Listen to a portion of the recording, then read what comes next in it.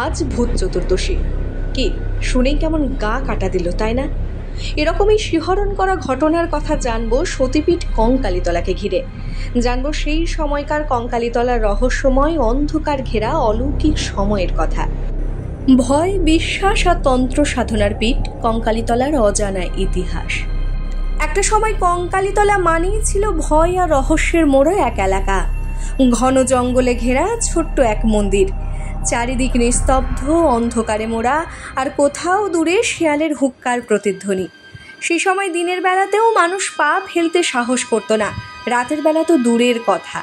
কথিত আছে কোপাই নদীর তীরে অবস্থিত এই শ্মশানে রাতের অন্ধকারে ঘুরে বেড়াতো অশরীরী আত্মারা। এই ভয়াল পরিবেশেই চলত অলৌকিক তন্ত্র সাধনা। নগ্ন দেহে ছাই মেখে সব দেহের ধোঁয়া ও ঢাকঢোলের শব্দের মধ্যে সাধনায় লিপ্ত থাকতেন তান্ত্রিকরা। মাঝে মাঝে বাতাসে কাঁপত অজানা হাসির শব্দ, হঠাৎ নিভে যেত প্রদীপের আলো। কেউ কেউ দাবি করেন মা কঙ্কালী নিজেই তান্ত্রিকদের সামনে আবির্ভূত হতেন, কারো মনে ভয় জাগিয়ে, আবার কারো সাধনায় আশীর্বাদ হয়ে। পুরাণ মতে সতীর কঙ্কাল অংশ পড়েছিল এখানেই, তাই নাম কঙ্কালীতলা, 51 পীঠের অন্যতম। আজ এটি রাজ্যের বিখ্যাত তীর্থক্ষেত্র ও পর্যটন কেন্দ্র। চৈত্র সংক্রান্তির পুজো, কৌশিকী অমাবস্যা, শ্যামা পুজো ও কুমারী পুজোয় ভিড় জমে হাজার পুণ্যার্থীর। তবু আজও কোপাই নদীর ধারে কুয়াশা নামলে কেউ কেউ শোনেন শ্মশান থেকে ভেসে আসা অদ্ভুত কান্না কিংবা হাড় হিম করা হাসি। হয়তো এই ভয়, বিশ্বাস আর তন্ত্র সাধনার মিশ্রণই কঙ্কালীতলার আসল রহস্য।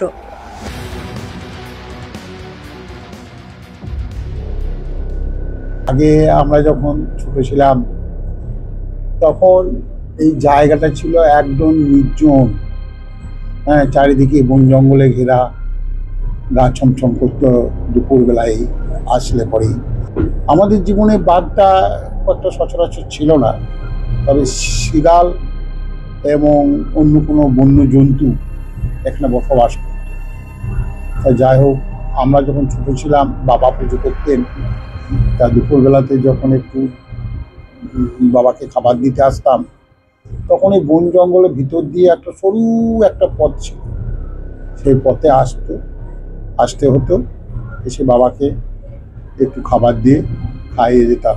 তো দেখতাম যেখানে কেউ কোনো মানুষ থাকতো না। রাতের পরিবেশটা একটু সাংঘাতিক পরিবেশ, সে রাস্তার পরিবেশটা ভূত প্রেতে তখন তো আনাগোনা।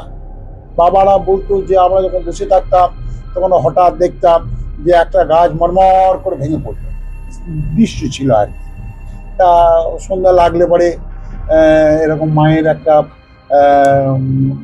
পদধ্বনি, একটা নুপুরের ধ্বনি একটা কানে ভেসে আসতো, যে বাবা গল্প করতো। তারপরে ভূতের দৌড়াচ্ছি ছিল অনেক। এই যেমন এখন যেমন যেগুলো উঠেছে নকুলদানা, এই নকুলদানা যখন ছড়িয়ে দিত তখন ভূতে কটকট কটকট করে খেত। কলাই ভাজা দিত, ভূতে খেত। সেরকমই ছিল। টোকা বাজাতো গাছের উপরে, শাওড়া গাছের উপরে, এইসব বাবা দাদুরা গল্প করতে এসব শুনেছি। মরা পড়া তো দীর্ঘদিনের হয়েছে। আগে তো কাঠ কয়লা দিয়ে নদীর চরে যারা সামর্থ্য ছিল তারা পোড়াতো, আর যাদের সামর্থ্য ছিল না তারা নদীর চরে ফেলে দিয়ে চলে যেত।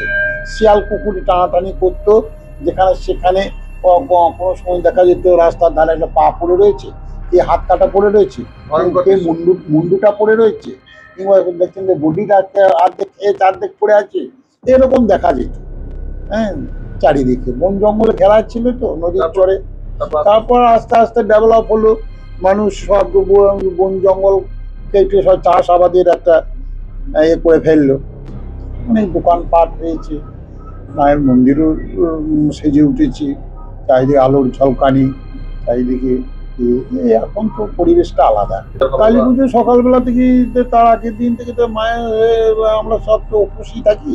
তারপর সকাল হলেই অবশ্য পড়ি, মায়ের ধ্যান ধারণায় পুজো হয়, আর রাত্রে মায়ের একটু হোমযজ্ঞ হয়। এগুলো তন্ত্রমতে পুজো হয়, যেখানে মায়ের সতীপীঠের যে তন্ত্রমত সেই মতেই পুজো হয়।